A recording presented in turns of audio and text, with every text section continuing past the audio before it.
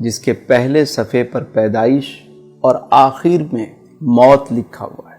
بیچ کے جتنے صفحات ہیں وہ سارے خالی ہیں، آپ جو چاہیں لکھیں، لیکن لکھتے وقت یہ ضرور سوچیں کہ جب احکم الحاکمین کے سامنے یہ کتاب کھولی جائے تو آپ کو شرمندگی نہ ہو۔ مولانا روم علیہ رحمٰن نے ایک بڑا خوبصورت واقعہ لکھا۔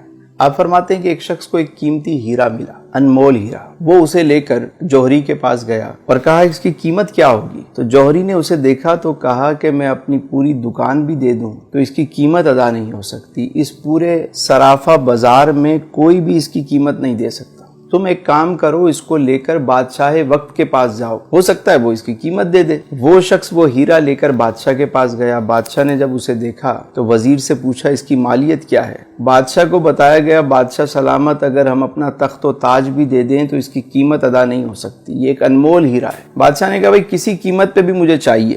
وزیر نے کہا یہ کام مجھ پہ چھوڑ دیں، اور اس شخص سے کہا کہ ایک کام کرو کہ تم یہ ہیرا ہمیں دے دو، صبح تم آ جانا سورج نکلنے سے پہلے، سورج نکلنے سے لے کر غروب آفتاب تک محل کے سارے دروازے تمہارے لیے کھول دیے جائیں گے، تم جس دروازے سے چاہو داخل ہو جاؤ، جو کچھ اس محل سے لے جانا چاہو لے جاؤ، تمہیں کوئی روکنے ٹوکنے والا نہیں ہوگا۔ وہ شخص گیا گھر، ساری رات اسے نیند نہیں آئی۔ صبح سورج نکلنے سے پہلے وہ محل میں داخل ہو گیا، دیکھا سارے دروازے کھلے ہوئے، وہ آرام سے داخل ہو گیا، کسی نے اسے روکا نہیں۔ پہلے ہال میں جب وہ گیا تو اس نے کیا دیکھا کہ بہت سارے شاہی لباس وہاں پر ٹنگے ہوئے ہیں، طرح طرح کے لباس ہیں۔ اس نے سوچا کہ ابھی تو صبح کا وقت ہے، میں نے تو ایسے کپڑے کبھی نہیں دیکھے، چلو پہلے اسے ذرا زیب تن کرتے ہیں۔ اس نے ایک لباس پہنا، اسے شیشے میں دیکھا، دوسرا پہنا، اسے اتارا، تیسرا پہنا، اسے اتارا۔ کافی وقت کے بعد اسے ایک لباس پسند آ گیا۔ جب وہ پہن کر اپنے آپ کو دیکھتا ہے، کہتا ہے میں تو شہزادہ لگ رہا ہوں، میں تو بادشاہ لگ رہا ہوں۔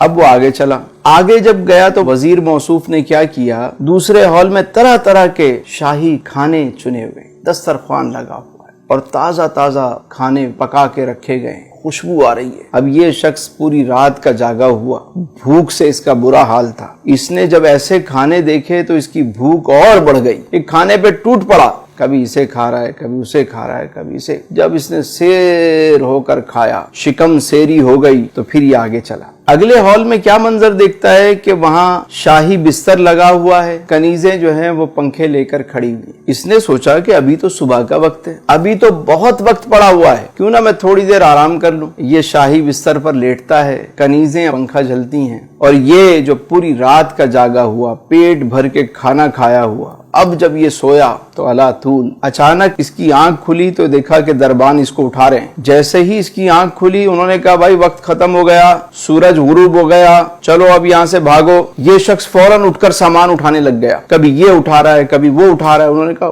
خبردار، تم یہاں سے اب تنکا بھی نہیں لے کر جا سکتے۔ اس نے کہا میں نے تو کچھ بھی نہیں لیا ابھی تک۔ تمہاری مرضی، وقت ختم ہو گیا۔ اٹھا کے اس کو محل سے باہر پھینک دیا۔ مولانا روم فرماتے ہیں کہ جس طرح اس شخص کو قیمتی ہیرا ملا، انمول ہیرا، اور اس نے اسے ضائع کر دیا۔ اگر وہ چاہتا تو سارا دن بجائے اچھے اچھے لباس پہننے کے، اچھے اچھے کھانے کھانے کے، ایک معقول لباس پہن لیتا، مختصر سا کھانا کھا لیتا اور آرام کی قربانی دے دیتا، اور وہ سامان اٹھا کے باہر رکھتا رہتا۔ جب شام کو وہاں سے نکالا جاتا تو اس کا اپنا محل تیار ہو چکا ہوتا، لیکن اس نے اپنے انمول ہیرے کو ضائع کر دیا۔ اسی طرح ہم دنیا میں آئے ہیں تو یہاں پہ ہم اچھے اچھے لباس، سوٹڈ بوٹڈ، بس ہمارا مرنا جینا جو ہے وہ بس لباس پہ ہے۔ کچھ زندہ رہنے کے لیے کھاتے ہیں اور کچھ کھانے کے لیے زندہ رہتے ہیں، مقصد ہی کھانا ہے، کھائے جا رہے ہیں، اور اس کے بعد سونے میں وقت ضائع ہو جاتا ہے۔ یاد رکھیے جب موت کا وقت آتا ہے نا تو انسان کہتا ہے کہ مجھے تھوڑی سی مہلت دے دو، میں 2 رکعت نفل ادا کر لوں۔ اے فرشتوں مجھے کچھ موقع دو کہ میں 1 مرتبہ سبحان اللہ کہوں، 1 مرتبہ الحمدللہ کہہ لوں، ارے 1 مرتبہ اللہ اکبر کہہ لوں، تھوڑا سا تو موقع دو، میں کچھ صدقہ و خیرات کر دوں۔ فرشتے کہتے ہیں تجھے جو وقت ملنا تھا سو مل گیا، ٹائم از اوور، اب چلو۔ تو عقل مند وہ ہے کہ جسے جتنا دنیا میں رہنا ہے اتنا دنیا کی تیاری کرے، اور جتنا عرصہ قبر و آخرت میں رہنا ہے اتنی اس کی تیاری کرے۔